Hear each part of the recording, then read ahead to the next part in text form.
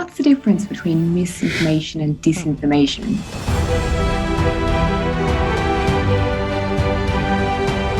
From the start of the pandemic to June this year, we've taken down more than 20 million pieces of content from Facebook and Instagram around the world. We've actually connected 2 billion people to resources from health experts.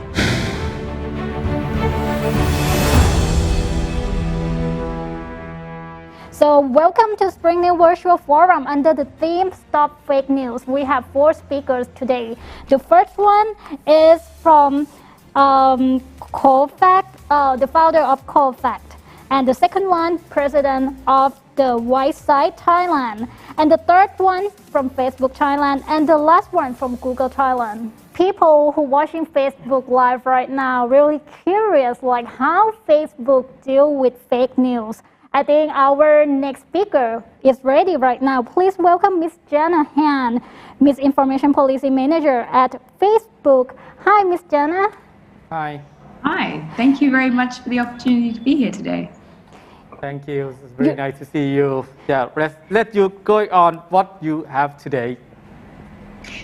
Yes, thank you so much. Today I'll be speaking about Facebook's approach to misinformation on our platforms, particularly in relation to COVID-19 and vaccines. If we look to the slides, first I'd like to start with some definitions, and you'll see on the next slide the words mis and disinformation.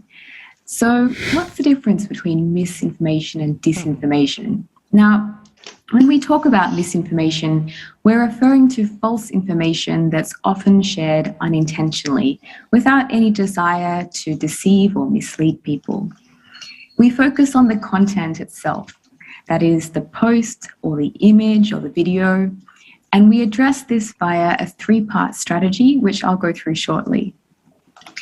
Now, when we talk about disinformation, we're referring to content that is shared with the intent to mislead or manipulate people, for example, as part of a propaganda campaign or an information operation. Yeah. Now, this can involve the use of fake accounts, sometimes operating as a coordinated network. We look at the actors, that is, the people or the entities involved, and their behavior, so how they operate on our platforms. And Facebook doesn't tolerate this kind of deliberate use of our platforms to mislead or manipulate people, and we have a dedicated team that removes this kind of disinformation and the accounts that spread it. But today, though, we're talking about misinformation, so content that may be partly or fully false, and which is shared on an individual basis. You'll see on the next slide the 3 pillars of our strategy to fight misinformation. They are removing harmful content, reducing the distribution of low-quality content, and informing people so that they can decide what to read and trust and share. I'll now take us through each of these in more detail. So the first pillar of our strategy is remove. And as you'll see on the following slides, we have policies to address some of the most harmful types of false information, and we do remove this content as soon as we become aware of it. On the next slide, you'll see some examples. So we remove content that could lead to real-world violence or physical harm. We also have a policy that prohibits manipulated videos or deepfakes, so deepfakes created using artificial intelligence that are designed to deliberately mislead people about what somebody said or did. And last year, we introduced a policy prohibiting violence-inducing conspiracy networks such as QAnon. We also prohibit content that is linked to voter suppression. So on top of this, we remove any content that violates our community standards. These are things such as hate speech, bullying and harassment or spam. On the next slide, you'll see, so COVID-19 has been an important part of our approach to misinformation. I mentioned our community standards. Now, these are a living document, which means that they constantly evolve to keep pace with changing online behaviours. With that in mind, as part of our response to the COVID-19 pandemic, we have applied our policy on harmful claims that are related to this global health emergency. We remove COVID-19 misinformation that could contribute to imminent physical harm. So, for example, false claims about the existence or the severity of COVID, false claims about cures or the transmission of the virus, or about good health practices.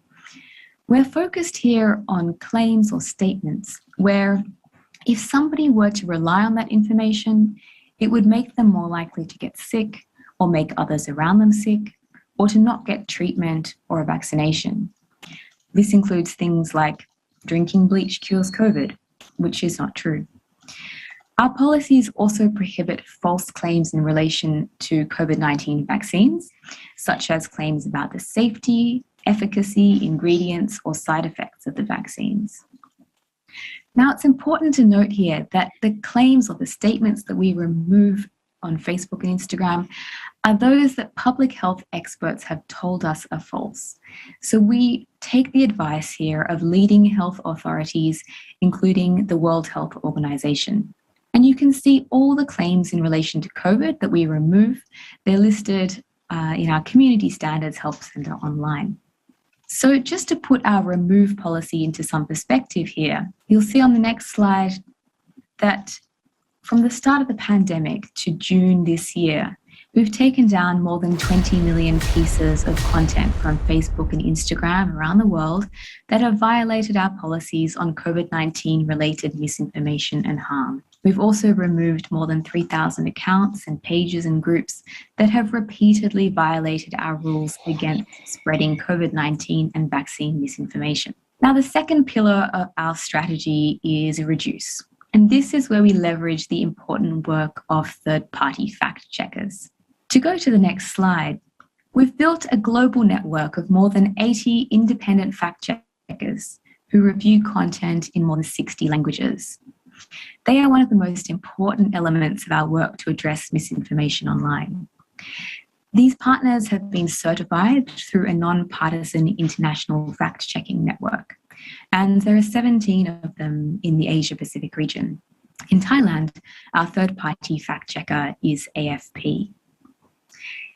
So, to go to the next slide, when fact-checkers rate a story or a post as false, we reduce its distribution on Facebook so that fewer people see it, and we add a warning label for more information for anyone who does come across it. To give you a sense of how much content about COVID has been fact-checked during the pandemic, we've displayed warning labels on more than 190 million pieces of COVID-related content on Facebook that our third-party fact-checkers have rated as false or partly false or altered or missing context. And we know that these labels are very effective. So when a warning screen is placed on a post, 95% of the time, people don't click through to view the original content. We also reduce the distribution of other spammy, sensational content such as clickbait or engagement bait, which can also coincide with misinformation. Now, the third pillar of our strategy is inform. And we do this by giving people more context so they can decide for themselves what to read and trust and share. We have a range of alerts and notifications to give people more information about the content they're seeing on Facebook. And you can see some examples on the screen. So in addition to the warning labels on fact-checked posts that I just mentioned, we also link to the assessment by the third-party fact-checker so that people can read the full report into why that post received the fact-checker's rating. We also notify people if they try to share a story or have shared one in the past that has been determined by a fact-checker to be false. And if you try to share a news article that is more than 90 days old, you'll receive a notification letting you know that the news is not so new. All of this work is to help people make more informed decisions about the information that they see online. So our efforts around labeling and context also apply to content related to COVID-19. And in April last year, we began showing messages in newsfeed to people who had liked or reacted to or commented on harmful misinformation about COVID-19 that we had since removed. Now, these messages connected people to information about COVID-19 from the World Health Organization, including articles debunking common myths and misunderstandings. We really want to connect people who may have interacted with harmful misinformation about the virus with the truth from authoritative sources in case they see or hear these claims again on or off of Facebook. Now, we've also launched the COVID-19 Information Centre, and we did this in March last year. You may have seen it at the top of your newsfeed from time to time, and it includes real-time updates from national health authorities and the World Health Organization, as well as helpful articles, videos, and posts about preventing the spread of COVID-19 and to help improve vaccine acceptance. With this COVID-19 Information Centre and educational pop-ups on Facebook and Instagram, we've actually connected 2 billion people to resources from health experts. We also run media literacy campaigns to help give people the tools to figure out for themselves if something is trustworthy, whether they see or hear it on Facebook, on television, in the newspaper, or just talking to their family and friends. Our Fight COVID-19 Misinfo public education campaigns is one of these. It features simple, clear tips to tackle misinformation on COVID-19.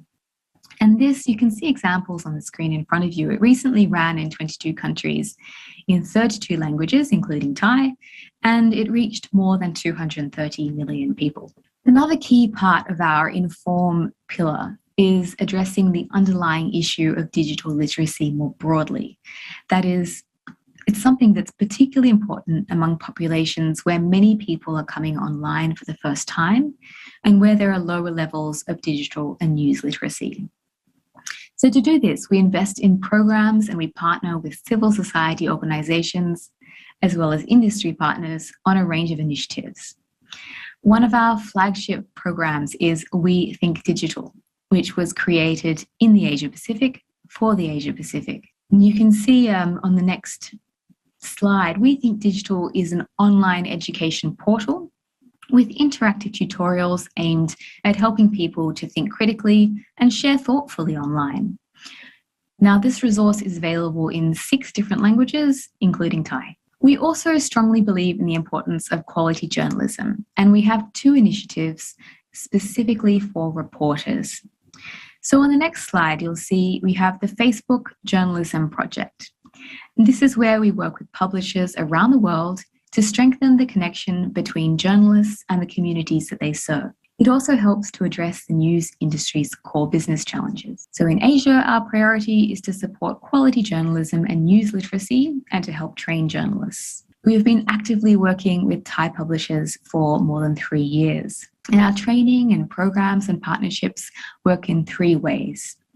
Firstly, we work with and invest in organizations that fund quality journalism and help build sustainable futures for community-based news. Secondly, we visit newsrooms and offer online courses to train journalists on how to leverage social tools to tell stories that really matter. And thirdly, we partner with news publishers and nonprofits to combat misinformation, promote news literacy, fund new initiatives, share best practices, and improve journalism on our platforms. Now, the second journalism initiative I want to mention is the Reuters online training course that is an introduction to digital journalism. We recently rolled this out across the region, including in Thailand, and this is a free online training course for journalists who want to learn more and improve their reporting skills and capabilities. Reuters actually developed the curriculum, which provides foundational knowledge on digital news gathering, news verification, social media publishing, and importantly, wellness and resilience for reporters. It's open to all journalists, including from Thailand, and it's available in 4 languages, including Thai. I'll leave it at that, and I hope that's been a helpful overview. But if you'd like to find out more about Facebook's approach to misinformation, you're welcome to visit our Transparency Centre. You can see an example of it on the next slide. Thank you so much for the opportunity to present today about Facebook's 3-part strategy to addressing misinformation on our platforms and how we empower users to make decisions about what to read and trust and share, both online and offline.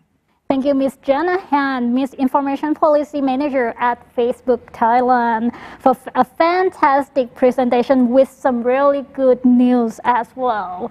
Very exciting. I just wonder when Facebook gonna start their own news media agency. Yeah.